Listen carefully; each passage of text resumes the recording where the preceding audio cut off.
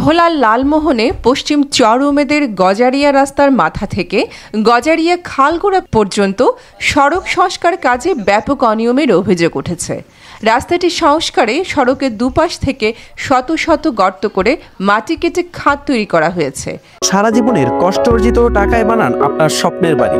Design হোক নিখুঁত, নির্মাণ হোক নির্ভরযোগ্য, আমরা দিচ্ছি আধুনিক টেকসই আপনার বাজেট অনুযায়ী ডিজাইন।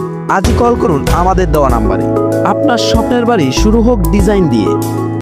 এক একটা থালা 10 ফুট 15 ফুট করে খরিল, এই থালার মধ্যে ফুলাইন পরে মানুষের গরু ছাগল পরে কইরা গরু ছাগল ক্ষয়ক্ষতি হয়। এতে ওই এলাকার মানুষের চলাচলে ব্যাপক ভোগান্তির সৃষ্টি হয়েছে। কয়েকজন বাসিন্দারা জানান, ওই সড়কে প্রতিদিন কয়েক হাজার মানুষের চলাচল। সড়কের পাশে মাটি খুঁড়ে 15 থেকে 20 ফুটের শতাধিক গর্ত তৈরি করা হয়েছে। এই গর্তগুলোতে পড়ে প্রতিদিনই আহত হচ্ছেন মানুষসহ পোষ্য প্রাণী।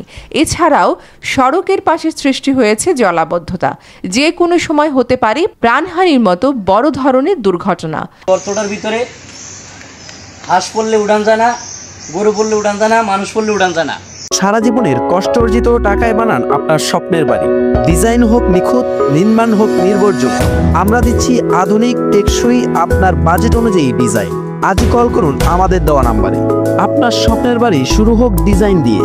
অনতিবিলম্বে ওই সড়কের পাশের গর্তগুলো বালি দিয়ে ভরাট করে জনসাধারণের ভোগান্তি নিরসনের দাবি জানিয়েছেন স্থানীয়রা। সাইমা তানহা, চ্যানেল ভোলা।